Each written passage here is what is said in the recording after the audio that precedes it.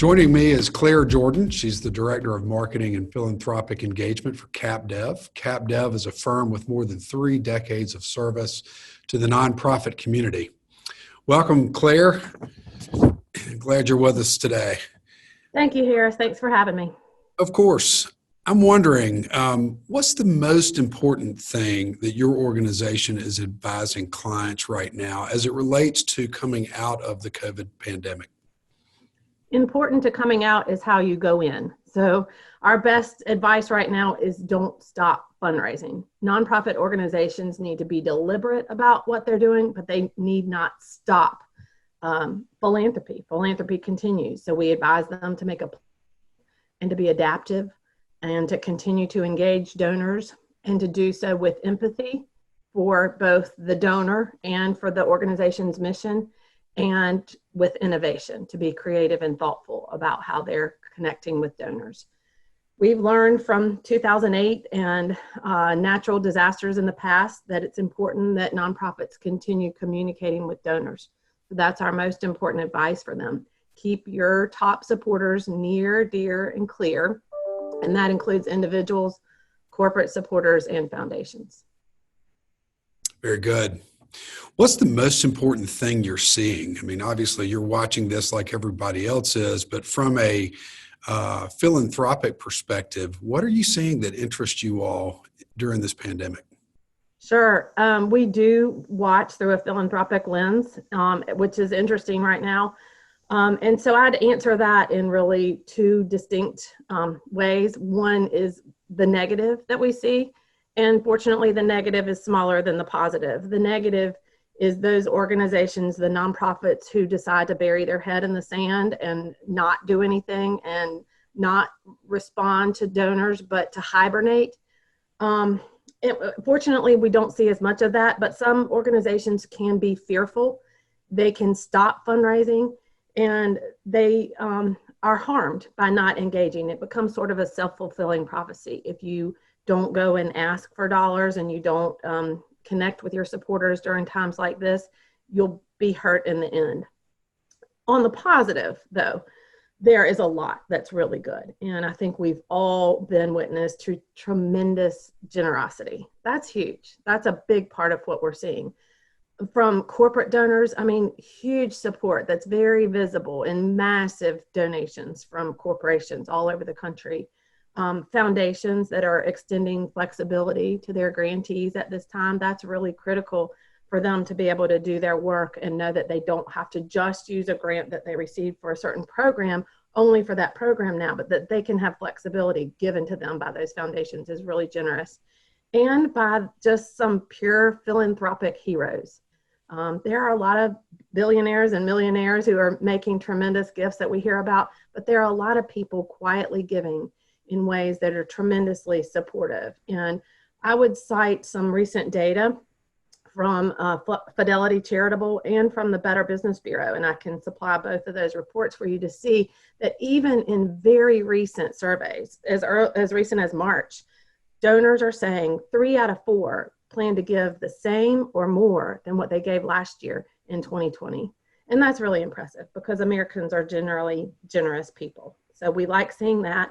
We like seeing better donor engagement, people having real conversations with donors about why they give and why they support the organization. Making those outreaches and contacting donors has paid off for them.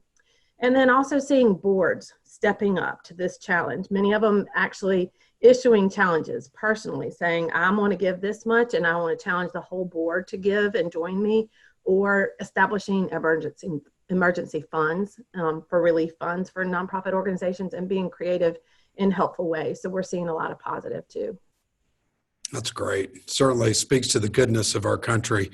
So I'm curious about your advice that you would give to corporations seeking to re-engage with the nonprofit community, maybe in a new way coming out of the pandemic. What's your best advice for companies that want to lend a hand?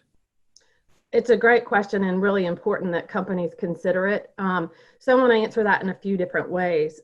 First is through board members. Just like you, a lot of people who work in the corporate world serve on a lot of boards. I know you do. And when you're a board member, you have a natural connection to a number of entities, and you are smart to realize that connection right now and to offer your advice to them. To give free advice and support to nonprofit leaders means a lot to them right now. Also, board members can make calls and send notes and be helpful to the organization in ways that maybe you don't have the time or need to do all the time as a board member. But right now, that's something that corporate leaders can do, is serving nonprofits as board members. And secondly, as corporate leaders, asking nonprofits what they need is a nice step. Not just to say, let's send some money. I mean, obviously they need funds, but they need talent, they need advice, they need introductions, so leveraging relationships, they need supplies.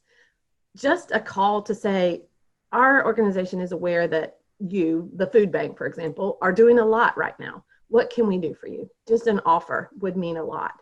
Offering unrestricted funds in lieu of past sponsorships might be a thought too, because there's a lot of corporate sponsorship money that isn't coming in now as events are being put on hold. So to consider, how might we use that in a way that's most helpful? And what any nonprofit would tell you they need most is unrestricted funds to be trusted to make those decisions. And then finally, considering in-kind contributions. What are other things that nonprofits need that we have that we could help do for them? Lots of great examples. I saw Renfro making masks instead of socks because a local physician asked them to help do that. So lots of ways that's happening.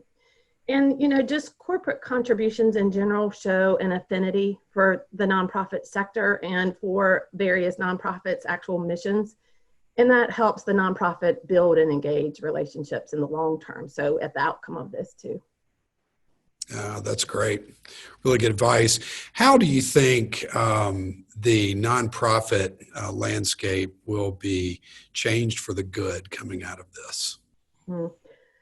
We've had some interesting interviews in our podcast, Generously Speaking, about that with some foundation leaders around the state and the region. And there are silver linings.